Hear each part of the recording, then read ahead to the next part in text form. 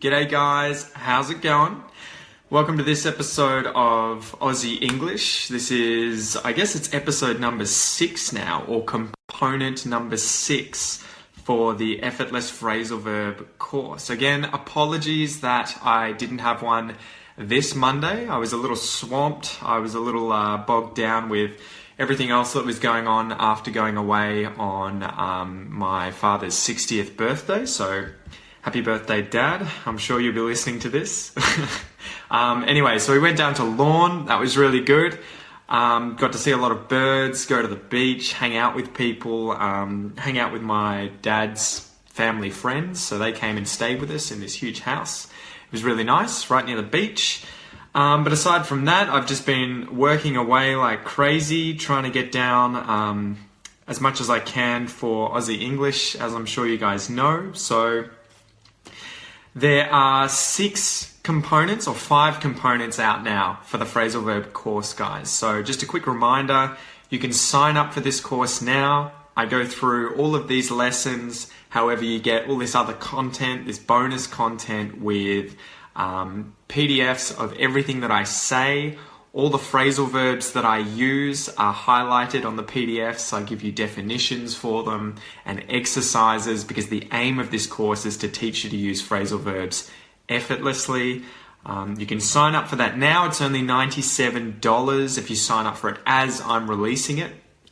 After that, it's going to be $110. So if you sign up now, you'll save $13 in the long run. But yeah, you'll get a video with the slideshow that I'm reading off to present all of this stuff. You'll get an MP3, Word document, PDF, all these different things in different formats for you to pick which one works for you best, for you to play with, for you to learn with. You can put the MP3s and the videos on your phone. You can watch it on the train, all of that sort of stuff.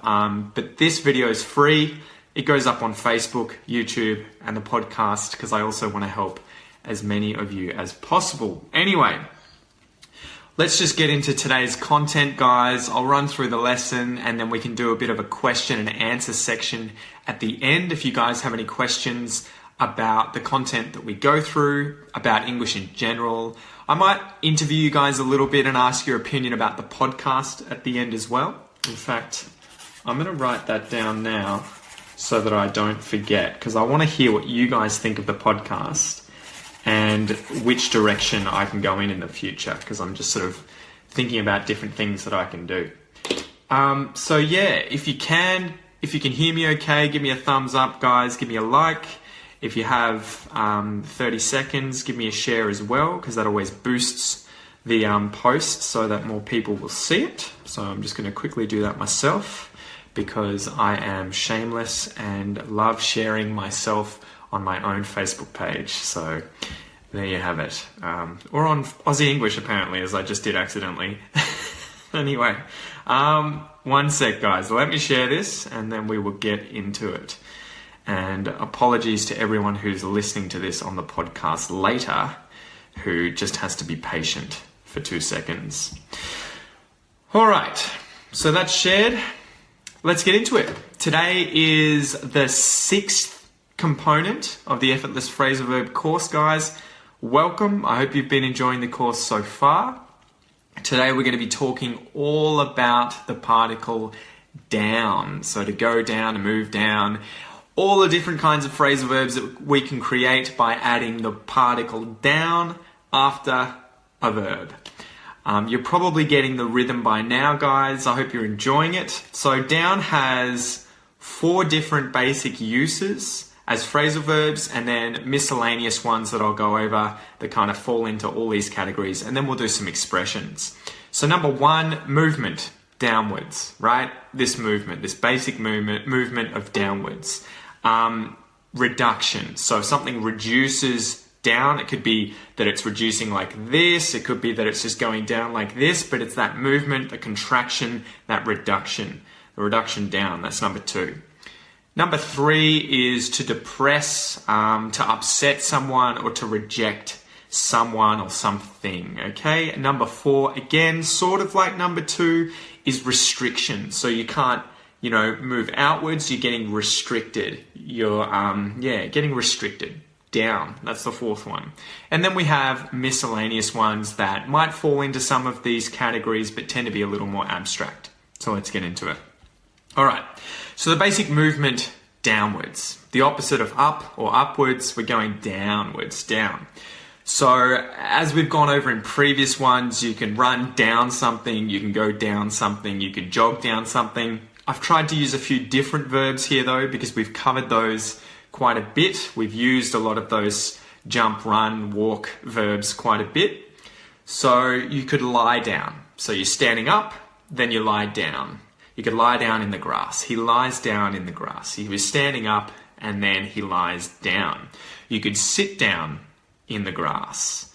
So you were standing up and then you decide you want to sit down. So you sit down in the grass. If you get on your knees, you're kneeling down, right? So the basic movement is that you are up and now you're going down. Lying down, sitting down, kneeling down. You just pick the verb again, guys, and you put down on the end to show that it's a reduction or a reduction in height, I guess. So that movement down. Someone might ask you to get down from something. So as a kid, if I climbed up on something, my parents might tell me to get down. So if I climbed up in a tree, my parents might say, Pete, it's not safe, get down. Pete, it's not safe, hop down. Hop is to pull one leg up and jump on one leg, but we use that sort of colloquially, a bit like slang, as a way of saying get down. Can you hop down?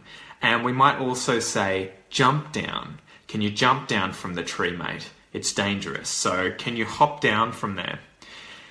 We can go down somewhere, or we can come down somewhere. So this would usually be, I guess, used for traveling. So if I go down to Geelong or I come down to Geelong, it's the idea of Melbourne's here, north of Geelong. Geelong's down here in the south. And so I go from up here, down here. So I go down or I come down, depending on whose perspective I'm talking about, right? I come towards the person, or if I'm talking about me being here, I go towards this person. Pretty self-explanatory. I might ride down a hill on a sled. So I'm on a sled, I'm at the top of the hill, the bottom of the hill is down here. So I ride the sled and I ride the sled down. Maybe I just slide down the hill. I could run down the hill, I could walk down the hill. The basic idea is I was at the top, I go to the bottom, and the overall movement is down. Next slide. We can talk about this too when eating or drinking something. So the basic idea here obviously is that if I put something in my mouth, it goes down into my stomach, right? And if I vomit, if I'm sick, it comes up. So it comes up or it goes down. So we quite often use this when talking about eating food or drinking drinks. So someone might gobble down their dinner, and gobble is to kind of like really eat quickly, gobbled it down. We might wolf down our dinner. And these are kind of two slang terms. So to wolf, literally like the wolf, the dog, the kind of animal, a wolf, they wolf down food because they eat really quickly, okay? So if we wolf down our dinner, it's that we've eaten it down. So it's gone in our mouths, down into our stomach. I might scull a drink or neck a drink. Both of these are colloquial slang terms that are quite often used. If you go to the pubs in Australia, if you go out, someone might scull a beer. And if you want to just talk about the fact that the beer's gone in their mouth, down into their stomach, they've sculled the beer down. They've drunk the beer down. They've necked it, as in you move your neck like this to drink the beer. It's a slang term. Guys will use that quite a bit. Yeah, neck it. Neck it, as in finish the beer. If you neck it down, you're necking the beer, you're drinking it, and it's going down. And if you get sick afterwards, you might throw it up. You might hurl it up. You might chuck it up. You might vomit it up. So the idea there being it was down here and it's come up and out of your mouth. Imagine that you're a little kid and you've got to have some medicine. So you've come down with the flu, you're sick, you've got to have some medicine. If you take a pill or maybe you have to drink a little bit of medicine, your father might say, go on mate, you can get it down. as in you can swallow it down, you can take it down, you can put it in your mouth and get it down into your stomach. You can do it. I know it's unpleasant, it's not nice, but you can swallow down the medicine, or you can get down the medicine, you can get the medicine down. And we also use this quite often with keep. So if he keeps his food down, that would be the idea that he wants to throw it up, but he's managing to keep it down. So he's maintaining it down in his stomach. So it wants to come up, but he's keeping it down. So dinner was a little weird, it didn't taste very good, and it made me feel a bit sick, but I'm managing to keep it down. It's not coming up. All right. If you stand down, so we use stand down as a way of saying, more figuratively, but I guess it's the movement of downwards, figuratively, that you want to resign from something, that you are resigning, so you're giving your job up, but it's you relinquishing it. You're the one who's decided, I'm resigning. You're standing down from a position. So the manager stood down and left the business. He wasn't fired. He wasn't kicked out. He stood down. He decided to stand down. So you can imagine that he was on a platform and he stepped off it down. So his job was up here and he's given it up and he stepped down. Okay, stepped down. But you can also have it for fall in line, which means to sort of do what you're told. So if you're a soldier in the army and you were doing something that you shouldn't have been doing, or that your superior officer has said, I don't want you doing that, they might tell you to stand down, as in do what you're told. Fall in line and behave, stand down. So the soldier stood down and let the man pass after he was told off by his senior officer. You can settle down. You can use this figuratively to kind of quiet down. So this, I think we'll go over this later with regards to like reduction in sound. But if you settle down somewhere, I guess it's also figurative. You are creating a family and you're finding a location to live, and then you're sort of going to that location and settling down, meaning kind of like, if something settles, it stops moving. So maybe if I was into traveling, I like going around the world, and then after 5 years of traveling everywhere, learning languages, figuring out what I want to do with my life, I decide actually I'm going to go down to Geelong where my parents and I grew up, where I lived, and I'm going to settle down and have a family in Geelong. So I'm settling. Imagine you've dropped a leaf and it falls like this, and then it settles on the ground. It's settling down on the ground. So I'm settling in a location. I'm settling down in that location. No longer going to move. I'm going to have a family. I'll have some kids, and I'll, get the standard life going. So we'll go over settle down again later though. A few more of these movement ones downwards. A tree can fall down. So you can chop down a tree, you can cut down a tree can fall down. The tree fell down in the forest. Did anyone hear it? A building, if a building falls down like this, well, they don't really fall down like that. They kind of crumble down, right? Or they topple down. Topple is like where the top of it comes off and it all just comes down as a result.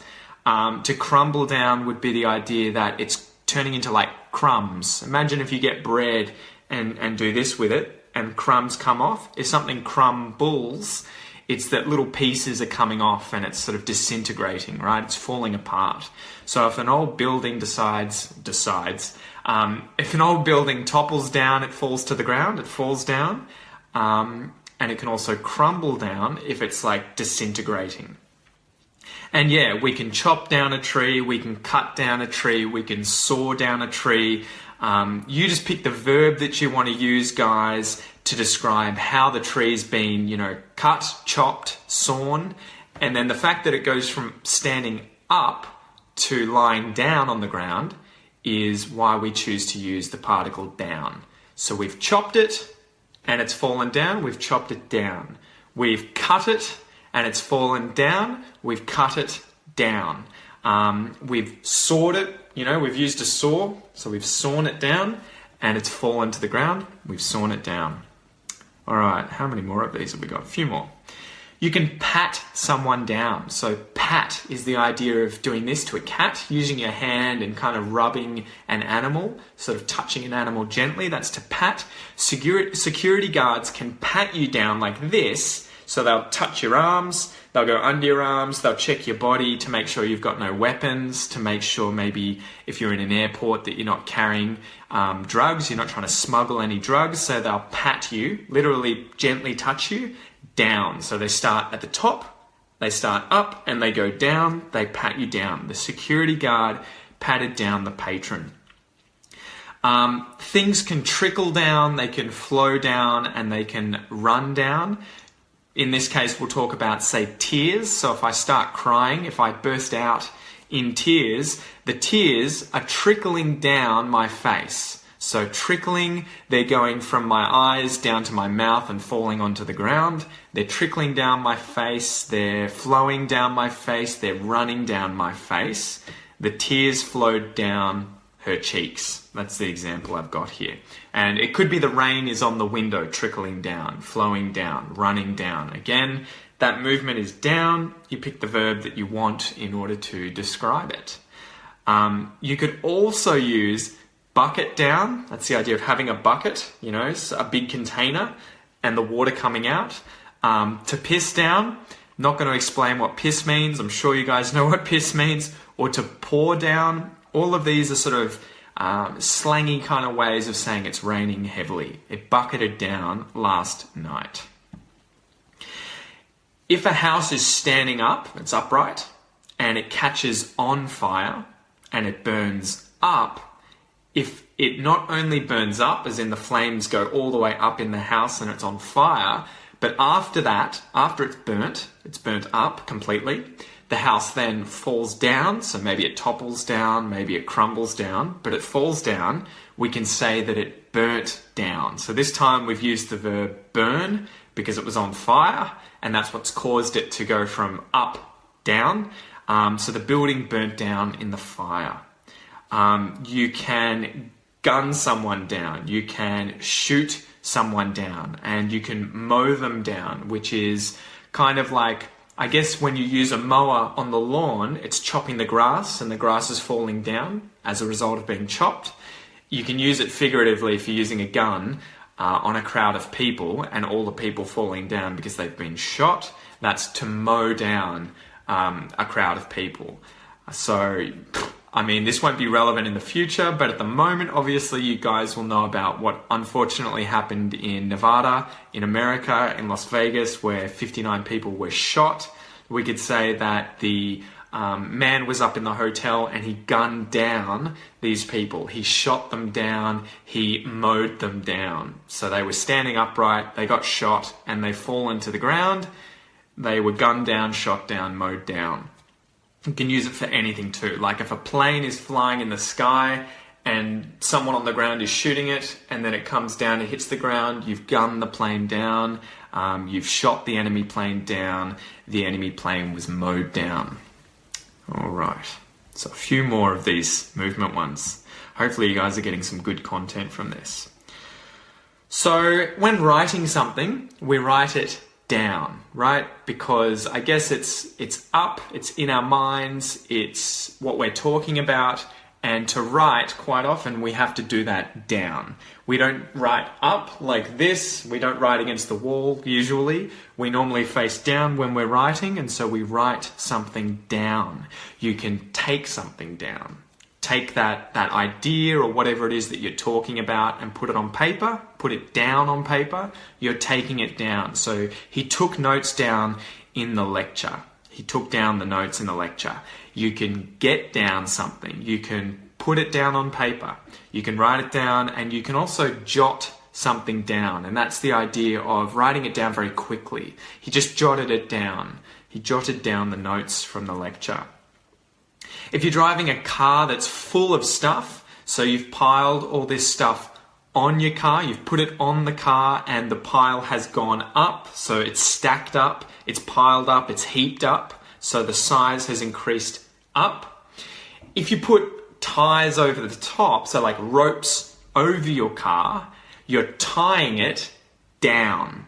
So the stuff is stacked up, but you're keeping pressure on it to hold it down, right? So you're trying to drive this car. You don't want the stuff to fall off the car. You want the stuff to stay on the car.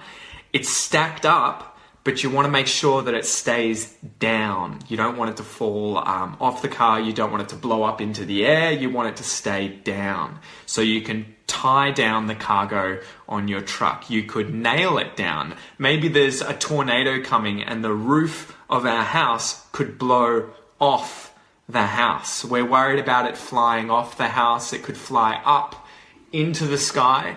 So we want to keep it down. We want to keep it down. We want to nail it down if we use nails. So we pull out nails, put them in the roof and hammer them in. We're hammering them in to the roof. We're tying the roof down if we use rope. We're nailing it down. Maybe we use glue. We use glue. So we stick some glue under the tiles, under the roof. We're gluing it down. We're trying to keep it down, okay? Tie down, nail down, glue down. Again, pick the verb and the idea of wanting to keep that thing like this. So we say down. We use the particle down. All right, looks like we've got one or so left. One left. All right, sweet. You can pass something. To pass something is to hand something. You can pass something down, or you can hand something down. We can literally use this where someone is below us and we've picked something up, or we've grabbed something from above us and we're passing it down to that person, or we're handing it, we're using our hands, we've got it and we're handing it down to someone. But we can also use this figuratively, well, literally as well, but it's quite often used if you get something from an older sibling. So imagine you've got an older brother or an older sister and they have grown out of their clothing. So they've gotten too big and their clothing has gotten too small for their body. They've grown out of it. And so instead of throwing the clothing out, they've handed it down to their younger sibling. They've handed it down to their smaller sibling. They've passed it down to you or to whoever it is so they can use it and continue to, I guess, wear it out. There's another phrasal verb for you. They're going to wear it out by continuing to wear it, to use it, until it's no longer usable. So he passed his jumper down to his younger brother. All right, number 2. So we're away from the specific movement one, that basic downwards movement. This is reduction, which is loosely tied in with that. So reduction, to reduce something, you can cut down on something, okay? So the company cuts down on costs. It's trying to reduce costs. So costs can blow out or they can blow up like this. If they increase, they can increase out or they can increase up. And if you want to reduce them down, it's that idea. You're just trying to decrease them. I want to reduce the company's costs down. You can also cut down on something like smoking. If I'm smoking 20 cigarettes a day and I reduce that to 10 cigarettes a day, I've cut down on how much I'm smoking. You know, you imagine lining them all up. If the 20 is here, 10's halfway, you've cut down on smoking. You can hush down, quiet down, or quieten down, which is the idea of becoming quieter. So if I start speaking like this, I've hushed down, I've quietened down. So you might hear teachers say this to their students. A teacher rushes into the room, wants to get their class started. They might say, okay, quieten down everyone, let's get started. The teacher told the students to quiet down. The teacher told the students to hush down. Yeah, be quiet. Just reduce the volume. You could also say calm or settle down. So here's settle down again. And this is the basic idea of becoming more calm, of not being as excited. So instead of just, if the students were moving a lot but not making noise, the teacher might just say, calm down, stop moving. Guys, settle down, okay? The parents ask their kids to settle down, as in just become calm and stop being so excited and active. So from here to here, reduce it, bring it down. You might ask someone to slow down. So if someone's driving too fast, they've sped up and you want them to slow down, You would just say, can you slow down? I need you to stop driving so quickly. I just noticed that you sped up and I want you to slow down. So the driver decided to slow down. And maybe he did this by taking his foot off the accelerator. He'd put his foot down on the accelerator or just on the accelerator, and you asked him to take it up off. Then you've asked him to slow down. The temperature might cool down. If it's really hot outside during the day, it's heated up. The temperature has increased. It heated up this morning. And then this evening, or the Savo, it cooled down. So again, increase, decrease, reduction after something has gotten to a certain point. So the temperature cooled down in the Arvo. You could also come down from something. So if you were high, which is a verb that means that you are under the influence of drugs, we use that in English quite a bit. If someone has smoked cannabis or they've done a line of cocaine, maybe they've done some heroin, while they're high, like they're up there mentally, we refer to it as being high. After they've stopped becoming so high, they're coming down, right? So their high is reducing, so they're coming down. So he came down after being high on cocaine for 2 hours. You can power something down. So the worker powered the machine down, and that is to reduce the power to something. So you didn't necessarily turn it off, but you brought it down gradually. You've powered something down. So you've let it turn off, I guess, you've just reduced the power, and it's done this slowly. If you make a story less complicated, so it's complicated up here, and you reduce how complicated it is, you've dumbed it down. So you've made the story, I guess, more stupid. You've made it dumber, simpler. So you've dumbed the story down for someone else. So I dumbed the story down for him. You can die down, or something can die down. If a party is going crazy, everyone isn't calm, they're not settled. So you might want them to settle down or calm down and maybe hush down and quiet down. If they do that, the party has died down. So it was really excitable, everything was going crazy, and then when it became calm, we can say the party started to die down. It started to die down. You can turn up the music. So if you turn the knob up, like it goes from here to here, you've turned the music up, the volume's increased.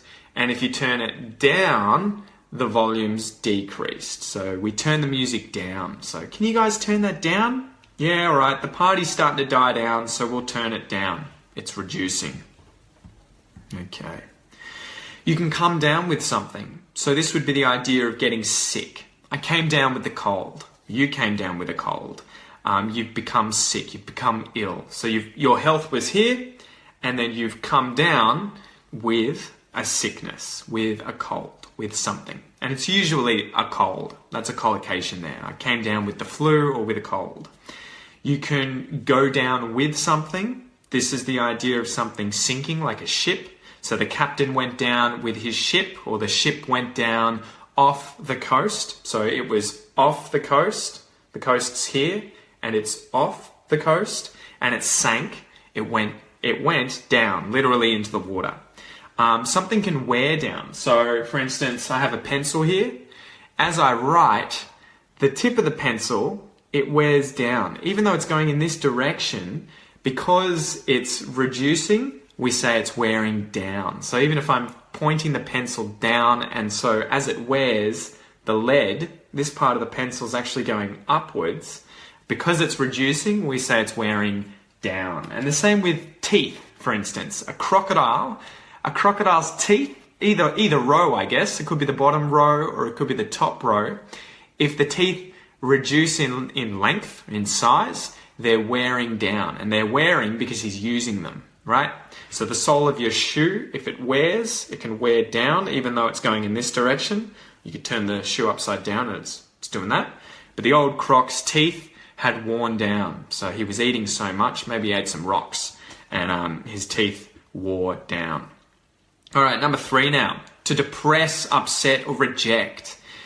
Put down. So you can put someone down, or you can put down someone. And this is the idea of, I guess, depressing them, making them upset by being mean to them. Usually by trying to bring down their ego, I guess, by saying something nasty. So you guys could put me down by saying, you're ugly, Pete. You have no hair. So you're putting me down. You're insulting me. You're trying to make me feel, happy here, and then you're trying to make me feel sad. So you're bringing my attitude down. You're depressing me. You're upsetting me. You're rejecting me, I guess. Sort of rejecting me. We don't like you. That's putting me down. So he always puts me down. You can bring someone down or bring down someone. So every time my footy team loses, that brings me down. It makes me sad.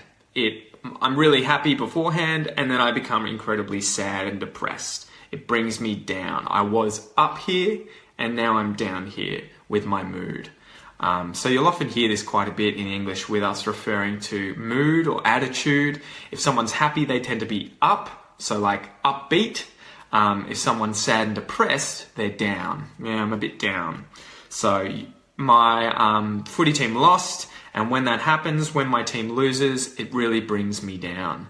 You could tell someone some sad news, and that could bring them down, okay? So you can also get someone down, or you can get down yourself. Again, it's just to become depressed. Being alone can get you down.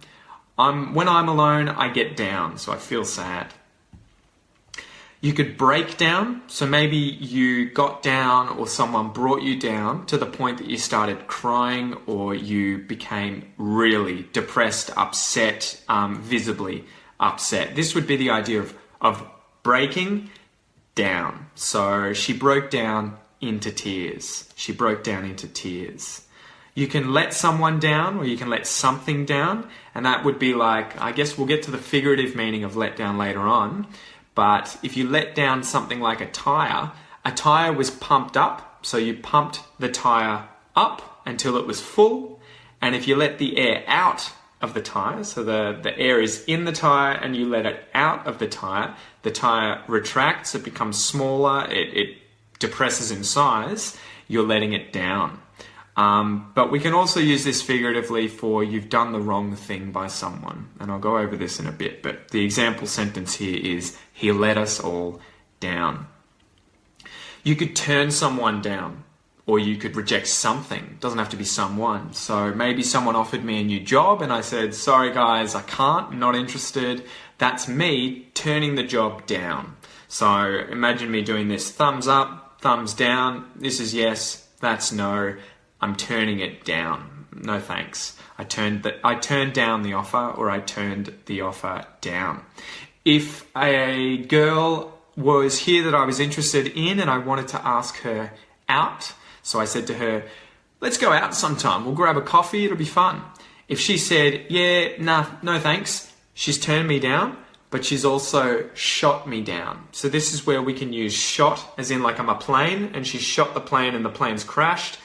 I was up here thinking I'm all awesome and that I'm going to go out with this girl, and she shot me down when she said, yeah, I'm not interested. So I asked her out, but she shot me down. I guess it's like deny someone, reject someone. You can look down on someone, and that's the idea that you have a really high opinion of yourself, or that you just don't like the person, or you think very little of them. So if you look down on someone, imagine you're up here and you're looking down on them like they're a small, less equal person to you. You're up here, they're down there. So you look down on someone. So if you don't like homeless people and you complain about it, or, it's obvious that you don't like them, people know about it, they could say, we can tell you look down on homeless people. So you think you're better than the homeless people. So you look down on something. Maybe you could look down on an activity. So if someone smokes cannabis or drinks alcohol or skateboards and you think it's stupid, you might look down on it or look down on them for doing it. And you'll often hear the expression to look down one's nose at something. So if you look down your nose at something, it's like you're holding your head up and you're looking down your nose at the person, okay? You can also talk down to someone. Again, the basic idea being you're up here, The person's down here below you. They're not equal to you. You're better than them. And you're talking down to them. So it's kind of like you're talking to them like they're below you. They're not as good as you. So my boss talks down to me sometimes. So he could say, you're a horrible person. You suck at this. You can't work. You're hopeless. He's talking down to me because he thinks he's up here better than me. All right, number four, guys, to restrict. So that's the idea of not being able to move, for something to be restricted. So a business could be shut down or closed down, and that's the idea of it no longer functioning. It's no longer open, it's closed. So it's been closed down or it's been shut, as in like the opposite of open, shut, same as closed. It's been shut down. It can be temporary, could be permanent, but the business shut down for the day, or maybe they were doing something illegal and the police shut them down permanently. Okay, shut down, close down. The police could also come down on something, crack down on something, and clamp down on something. So this is the idea of them stopping that thing, restricting that thing, becoming more severe with punishing that thing. So for instance, if they were really against smoking weed, smoking cannabis, in Australia, and they decided we're going to increase the laws and make them more severe, then you could say they're coming down on people who smoke cannabis, or they're cracking down on drug use, or they're clamping down on people who use recreational drugs, whatever it is. So the police crack down on crime. You could have something like a bird of prey, so like an eagle or a falcon or a kestrel, could be anything, a hawk. If it grabs its prey and it closes its claws around its prey, it's pinned its prey down when it's taken its prey and put its weight on the prey. So the prey's been pushed into the ground, so the animal that it's caught, you could say that it's pinned its prey down or it's holding its prey down, okay? The bird held down its prey with its claws as it began to eat it. So it's restricting the animal's movement. The animal was, free and blah, blah, blah, doing this, and it got caught and then pushed down, so it's being pinned down, it's being held down. Sort of the same thing. Imagine you're a lion on the Serengeti Plains in Africa and you are hunting zebra, or zebra, we can pronounce it either way. If a lion is hunting zebra and it catches the zebra, so imagine it's chasing after a zebra, it catches up to, so it reaches the zebra, and then it pulls the zebra down, we can say that it has tracked it, so it's found the tracks, found the zebra, tracked it down. It's chased it, caught it, chased it down. It's hunted it, caught up to it, hunted it down. So it's gotten the animal to the ground, we can say tracked down, chased down, hunted down. The lion hunted down the zebra. Police could narrow down a list of suspects. So that's the idea of, imagine they have 50 names on a list of people who committed a murder.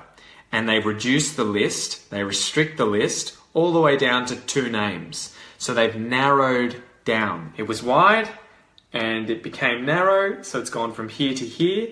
So it's reduced, it's restricted. We can use the particle down.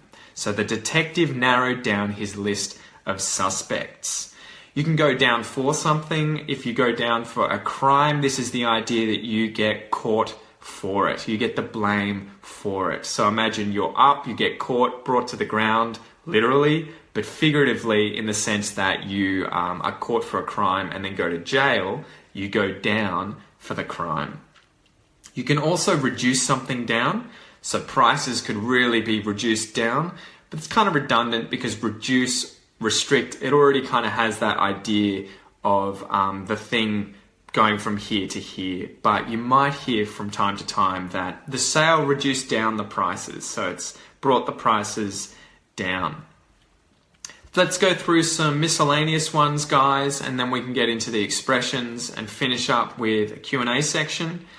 So miscellaneous ones, you can come down to something, or something can come down to something. This is usually when it's like the final thing, okay? So it all comes down to this. Imagine that someone is playing football, they mark the ball, they catch it, the siren goes off, so there's nothing left of the game, they just get their kick at the goal and that's it. Imagine their scores are level, so everything comes down to this guy getting this score or not getting the score. So the game comes down to the last move, or this last move. It all comes down to this. It relies on this thing.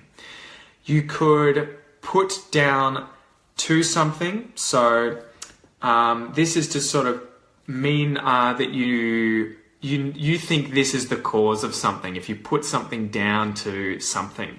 So if I get sick and I put the flu down to the cold weather, that's me saying that the reason I'm sick is because of the cold weather. So I put it down to the cold weather.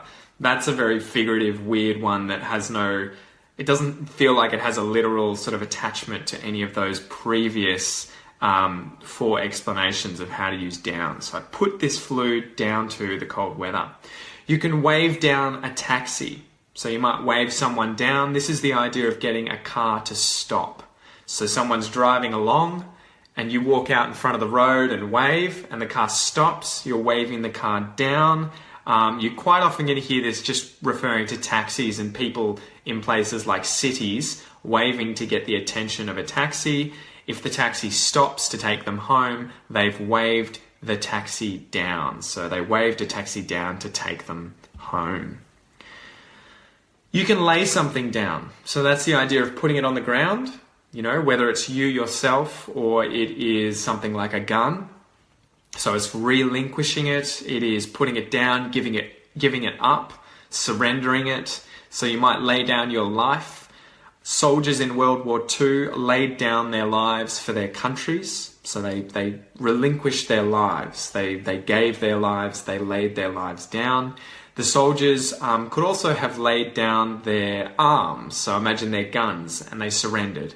The soldiers laid down their arms and surrendered. You can hunker down and knuckle down. We use these kind of colloquially to mean work hard. The idea of, getting down and doing something, concentrating on that one thing. We need to hunker down and get this work done. Or we need to knuckle down. I guess that's knuckles are these. Knuckle down and get the work done. So let down, fail to support or help someone as they had hoped. So I didn't show up to work and it let my boss down. So he got really depressed as a result, or maybe he required me. He hoped I was going to show up to work in order to help him. By not showing up, I failed to support him, so I let him down.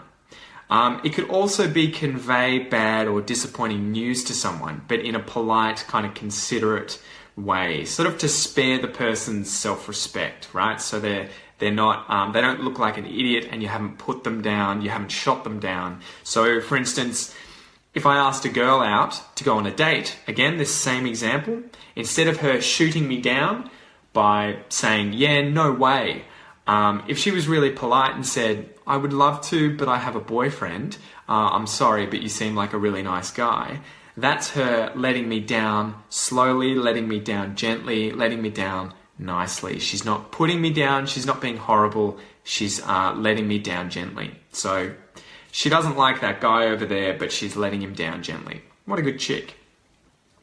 So what else have we got here? All right, let's get into the expressions. Almost done, guys, almost done. So come down to something, we went through that one. You can bring, knock, or take someone down a peg.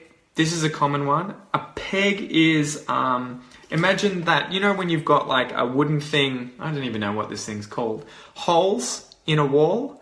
A peg is the wooden thing that goes in the holes in the wall.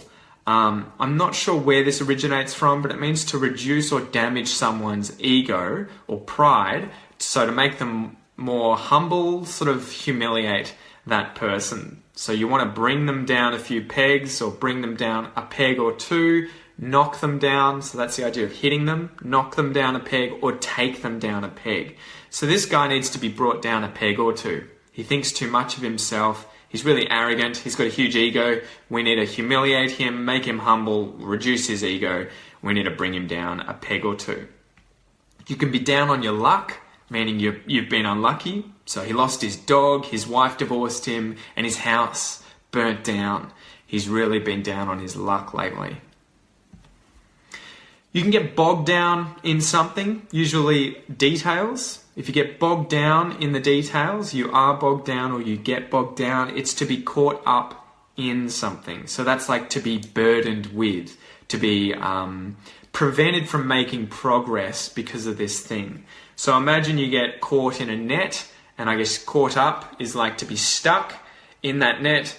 To get bogged is to like have your wheels in a car go into the sand or go into mud, and then you get stuck. And when that happens, the car goes from being here to here. So it goes down, right? So you get bogged down.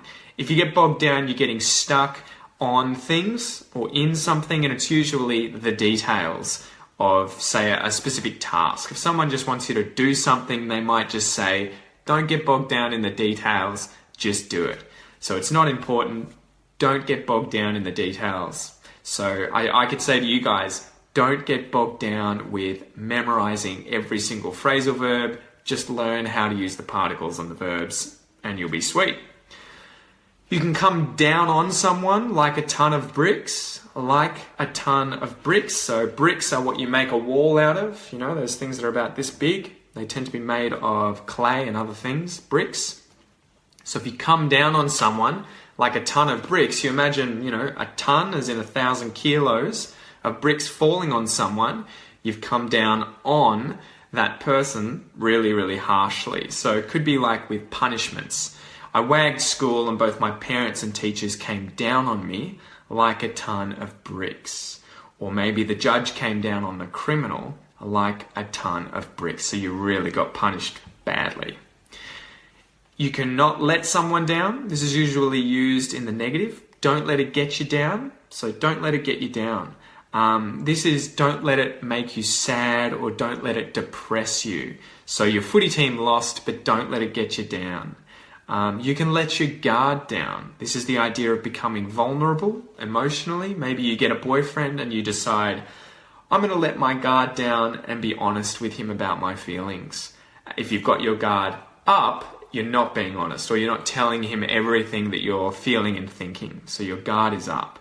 Or it could be literal, where like a security guard has let his guard down. Maybe he's playing on his phone and his guard isn't up. He's let it down and you snuck in. So the security guard let his guard down and we snuck into the building, whatever it is. If you never live something down, this is the idea of never being able to overcome, to reduce or cause others to forget about something shameful or embarrassing that's happened. So imagine that you get really drunk at a party and you throw up everywhere. You couldn't keep the food down, or that you couldn't keep the drink down after you'd necked them all down, and you threw up everywhere, you vomited it up.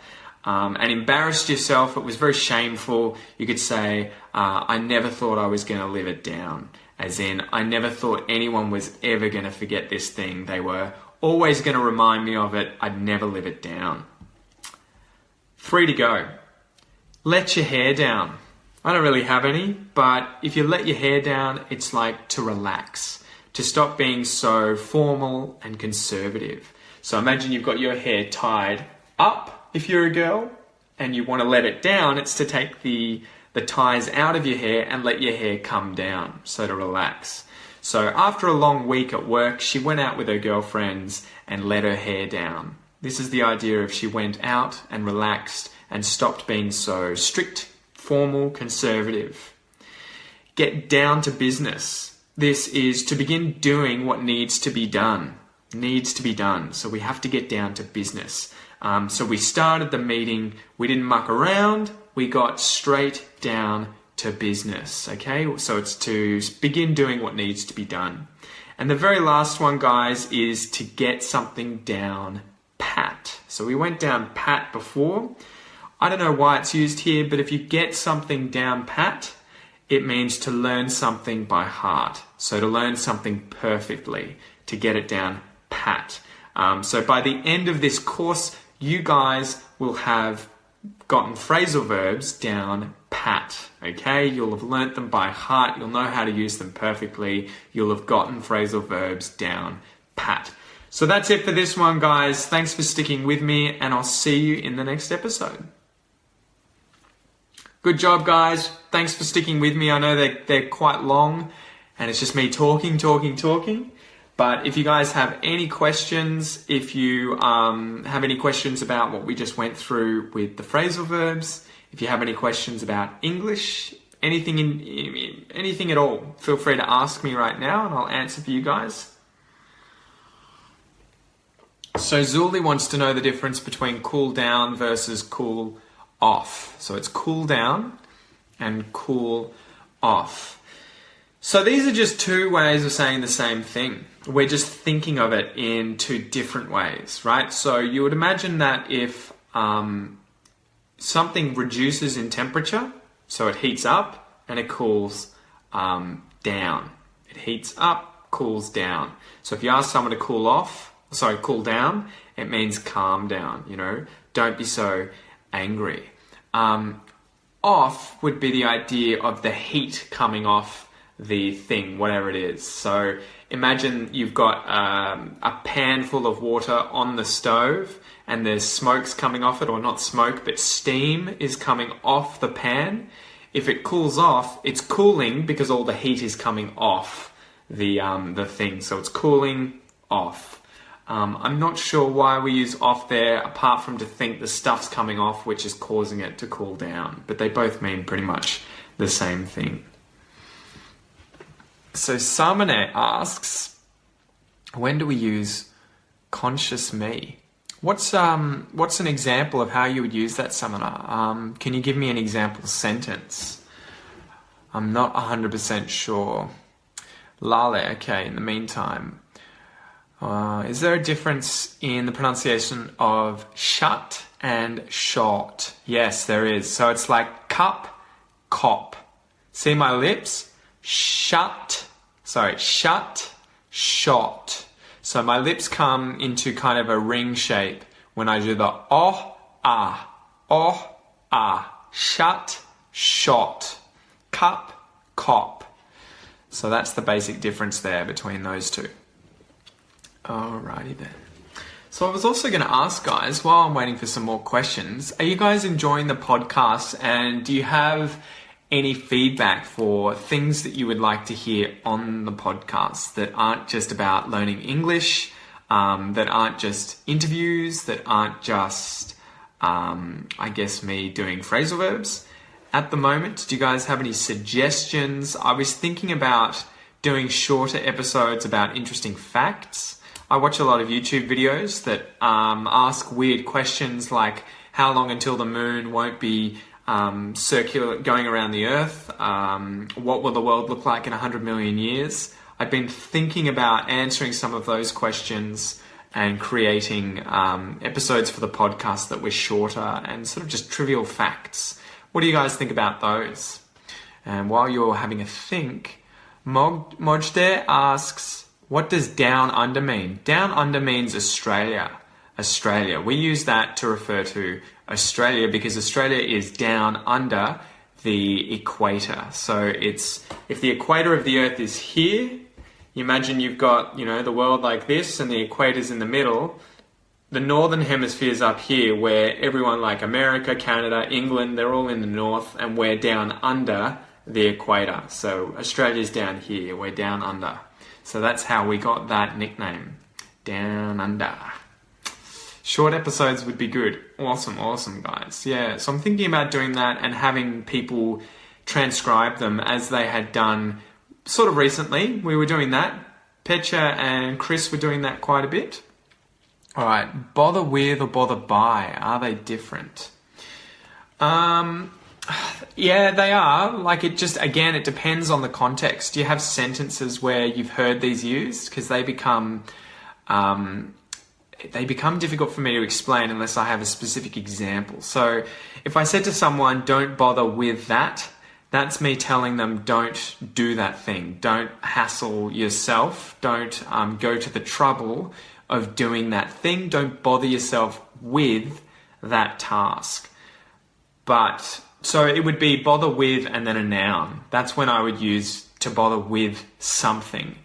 If I said don't bother by and then I finish the sentence, it would be with a verb in the gerund. So it would be like don't bother by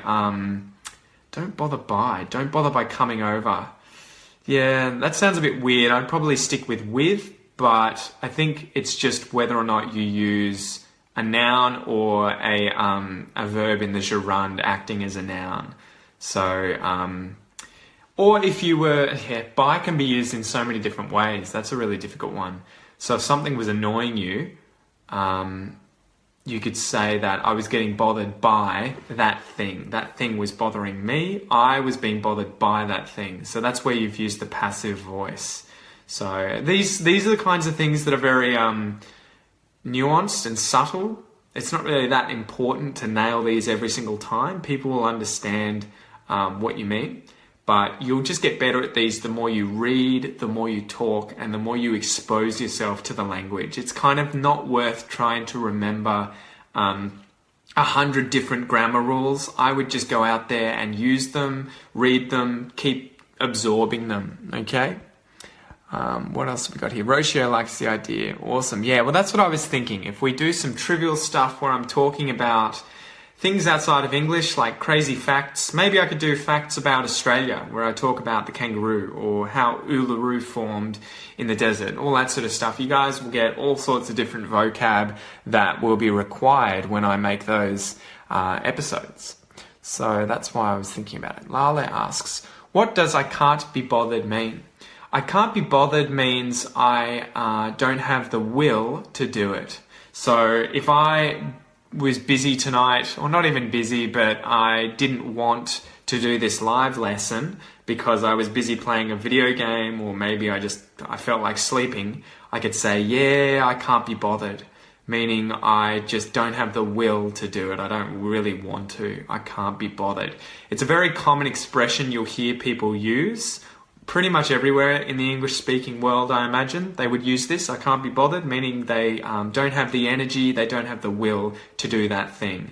But literally, to bother someone is to be annoyed, okay? So to annoy someone. He's really bothering me. It means that I don't like what he's doing, or him, or whatever it is. So I guess the idea there would be, if I can't be bothered, it would be that someone can't annoy me enough to get me to do that thing. Maybe that's what it originally came from. I can't be bothered. Or maybe I don't want anyone to bother me to do that thing, so I can't be bothered. That's a good one though, use that. Karina wants to know, is it right for her to use my bad? When I use my bad or my mistake, how can I apologize for something? That's a really good one. My bad is a pretty slang, colloquial, informal way of saying sorry, admitting fault, apologizing for something that you've done. So if I bumped into someone in the street, I accidentally, bumped into them without seeing them, I could say, oh, sorry, my bad. And that's me admitting guilt straight away, saying that was my fault, my bad. So the thing was bad and it was mine because I did it, I caused it, my bad. You can also say my mistake. That would be a little more formal, a little less informal, I guess. But yeah, use both of those. They're not rude. They're both 100% fine to use. Rocio. The part I enjoy most, though, is the connected speech part. It's amazing how those tips change everything for understanding and becoming better at being fluent. Yeah, I try and keep that in there, but I haven't had much feedback about the connected speech stuff. So I was never sure if people really liked it, if they weren't using it. So I'm glad that you let me know, because it's always important for me to work out what you guys like and don't like, so that I can keep improving it.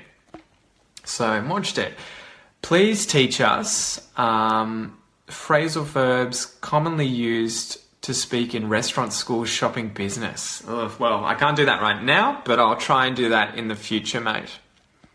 Videos on Aussie animals would be great. The joke is also good fun. All right.